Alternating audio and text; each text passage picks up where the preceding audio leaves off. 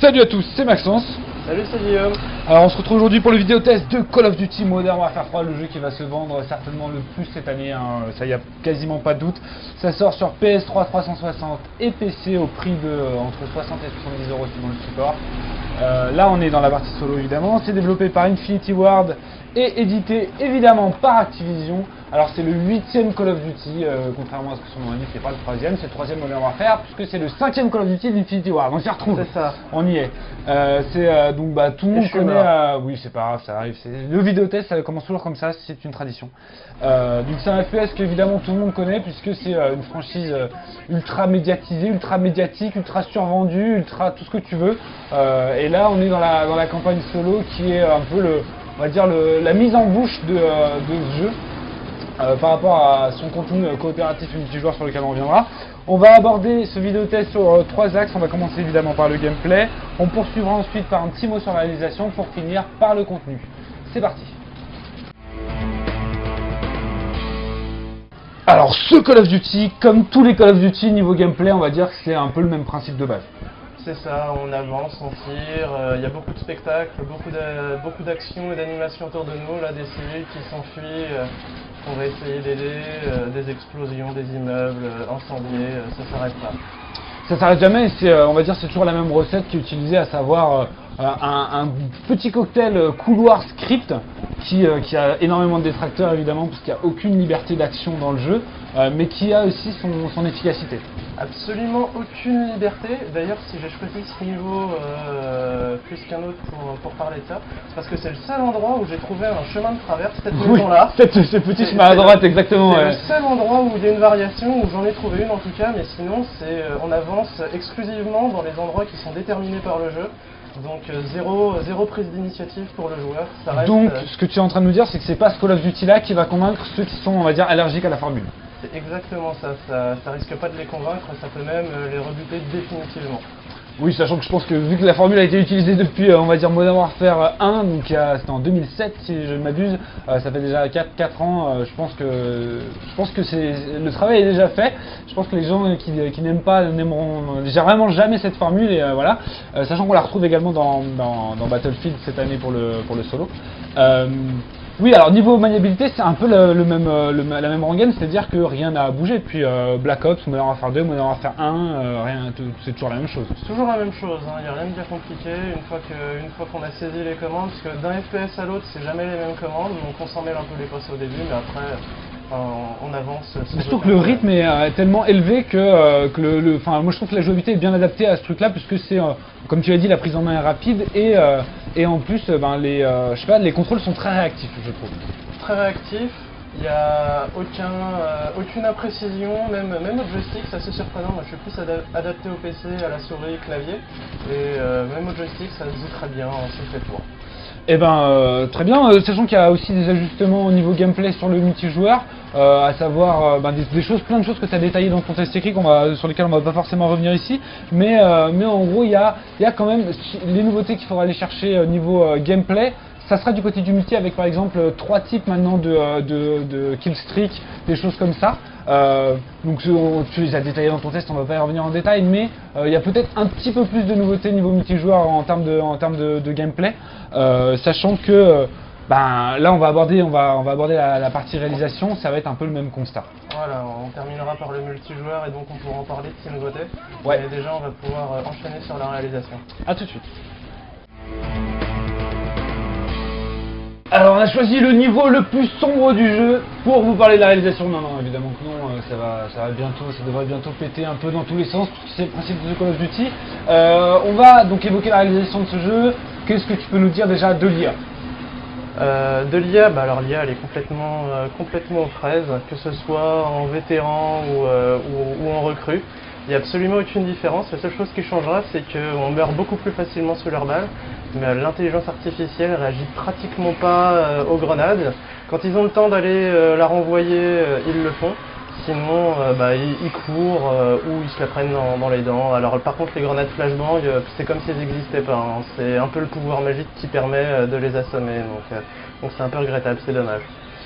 Sachant que de toute façon c'est un peu induit par le gameplay de ce Call of Duty, puisque vu qu'il y a des couloirs, impossible pour les ennemis par exemple de vous contourner. Les niveaux ne le permettent tout simplement pas, donc même une IA même hyper vénère, hyper intelligente ne pourrait pas faire grand chose dans ces niveaux un peu tout étroits. Sachant que au niveau de la réalisation, on peut évoquer aussi le moteur graphique qui commence quand même un peu à dater. Alors c'est le moteur graphique de Spec Ops, qui est lui-même Black Ops, si vous voulez dire. Black Ops, pardon, qui est lui-même une évolution du moteur de Modern Warfare 2, donc ça commence à tirer un peu la langue. C'est pas que c'est moche, mais ça plafonne. Le moteur graphique plafonne, là on le voit, il y a des effets de fumée, mais bon, il y a un aliasing là sur le métro, c'est pas très joli, les textures sont pas très fines. Mais au moins l'avantage de cette pratique d'un moteur qui tire non plus pas trop vers le haut, c'est que ça reste fluide dans toutes circonstances et c'est agréable. Ça c'est sûr, et pour un FPS justement à 60 FPS, ou en l'occurrence c'est pas le cas, mais à 30 FPS c'est constant, c'est fluide, et du coup, dans les scènes d'action comme on vient de voir là, c'est toujours plaisant de ne pas avoir de ralentissement et des choses comme ça. Sachant que moi, tu me l'as noté, je l'ai trouvé aussi, il y a de jolis effets de lumière, de particules surtout. Il y a pas mal d'effets visuels, on va dire, mais qui étaient déjà présents dans le précédent, mais qui, une fois encore, on donne de la surenchère à ce niveau-là, et ça fonctionne plutôt pas mal. Je sais pas, je pense qu'on va peut-être le voir dans cette voilà, les ombres, etc. Il y a quand même pas mal de choses au niveau des effets visuels qui rendent assez bien. C'est fait pour participer au grand spectacle, pour vraiment en mettre plein la vue, hein, avec un traitement sonore, un traitement explosif, un traitement visuel. Tout est fait pour que ça contribue à ce spectacle, à ce jeu type hollywoodien, popcorn. Ça tire dans tous les sens et on est dedans. Donc en gros, tout ce que tu m'as écrit, tout est fait pour qu'on soit dedans, et ça marche. Ceci dit, on sort pas des clous, quoi. Non, on sort vraiment pas des clous. Infinity Ward a fait ce qu'il savait faire. Ils n'ont pas utilisé en tout cas leur temps de travail sur leurs 2 années de développement pour créer un nouveau moteur et l'optimiser, ça c'est clair. Non, je pense qu'on a fait relativement le tour sur la réalisation. Je te propose d'aborder maintenant la partie contenu. Et on enchaîne sur le contenu. J'ai donné la manette à Maxence parce qu'on Exactement, je vais fraguer en ligne, là on est en ligne, on est en multijoueur. Je suis beaucoup trop nul pour jouer en ligne. Je suis nul aussi, hein, t'inquiète pas. Ouais, mais moi je le suis plus. Donc voilà, on est passé sur le multijoueur parce que c'est vraiment là-dessus qu'un Call of Duty se jauge au niveau de son contenu, de ses nouveautés, de ses subtilités. Et c'est vraiment ce qui fait la force de jeu, hein, quoi qu'on en dise. Le solo c'est une mise en bouche, mais après c'est vraiment le jeu en multijoueur qui fait le cœur du jeu. Exactement, avec des tas de trucs à débloquer, une progression on va dire qui est permanente tout le temps. Dès que tu fais un truc, t'as un truc débloqué, défi, débloqué truc, il se passe tout le temps des choses en multijoueur, et ça c'est plutôt une réussite de la part d'Infinity Ward, qui conserve évidemment la même formule déjà appliquée avec le premier Modern Warfare et ensuite tous les Call of Duty qui ont suivi. Donc là on garde exactement le même principe qui est toujours aussi efficace, quoi. Voilà, Infinity Ward a mis sa recette, donc oui, sur le premier Modern Warfare, le 4ème Call of Duty, et c'est vrai que depuis rien n'a vraiment fondamentalement évolué. Tout en fait est axé sur le jeu à progression très rapide. Quoi qu'on fasse, comme le dit Maxence, on a une récompense, donc soit sur les kills ou soit sur les actions qu'on peut faire, hein. Il m'est arrivé de réussir une petite récompense en collant une grenade stick sur un adversaire au visage. Pour chaque action que tu peux réaliser un peu marrante, un peu à la con, tu vas avoir des trucs, et ça il faut dire que ça fonctionne plutôt bien, ce qui offre au multi de Call of Duty, si jamais oula, je fais des skills droits, c'est n'importe quoi. Si jamais on accroche donc on a dit au concept, à la jouabilité, etc., une durée de vie tout à fait confortable une nouvelle fois, parce qu'il y a 16 cartes, je crois, un truc du genre. Du coup, il y a largement de quoi faire. Ouais, le contenu de base est plutôt pas mal, c'est plutôt une bonne nouvelle. On n'a pas besoin non plus de céder à tous les DLC pour avoir de la map et des armes.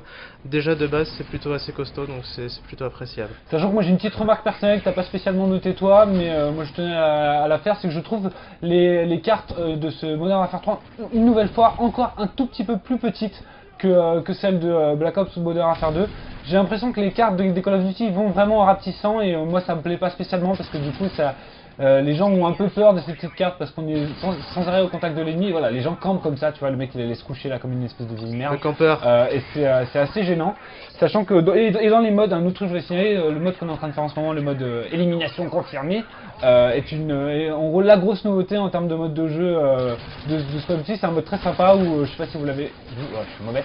Si vous l'avez vu, mais il faut ramasser les dog tags une fois qu'on a tué les gens. Voilà, les Ça, points ne se font pas avec le kill, c'est avec les dog tags des gens qu'on a éliminés qu'on fait du point, et on empêche l'ennemi de marquer des points en récupérant les dog tags Voilà. de nos copains qui sont tombés. Sachant qu'il n'y a pas que du multijoueur en ligne sur ce Modern Warfare 3, il y a aussi de la coopération, donc tu vas nous parler tout de suite. Oui, oui, le mode Spec Ops justement se prête vraiment beaucoup au jeu en coopération. Par contre, c'est dommage, c'est juste en solo ou en multi à 2.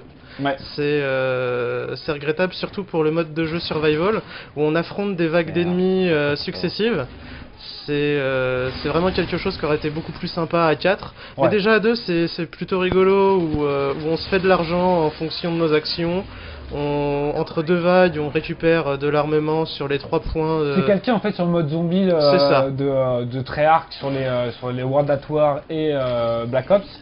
Et c'est un mode survie qui est tout à fait valable, sachant qu'il y a aussi des missions Spec Ops un peu variées. Alors il y a les missions Spec Ops classiques, qui sont des reprises des parties de la campagne solo, des mini-missions à faire entre 2 à 5 minutes, avec un scoring en time attack.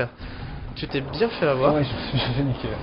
Avec du scoring en time attack, Je fais n'importe quoi. Ouais, je suis perturbé en fait par ce que tu fais. Ouais, je fais n'importe je me trompe de bouton, c'est n'importe quoi. Donc du scoring en time attack, des petites subtilités comme par exemple la map de Londres où on accompagne un ami qui doit progresser d'un checkpoint à un autre depuis une tourelle automatique.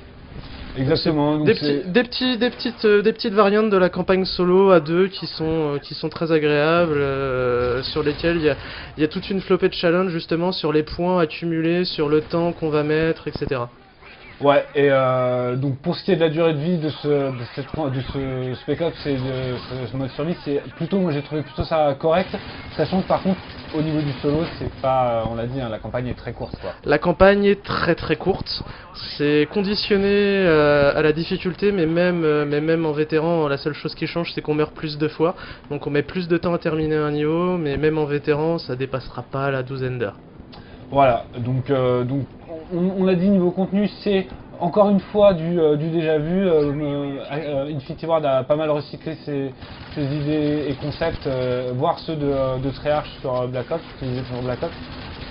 Allez, Infinity Ward a vraiment repris le travail fait par Treyarch justement, et en y ajoutant sa petite sauce un peu plus funky. Moi je trouve un peu plus funky que Black Ops personnellement, mais c'est pas...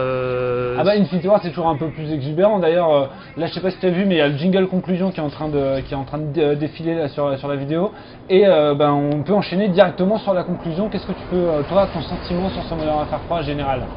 Alors le sentiment général c'est que le jeu est bon.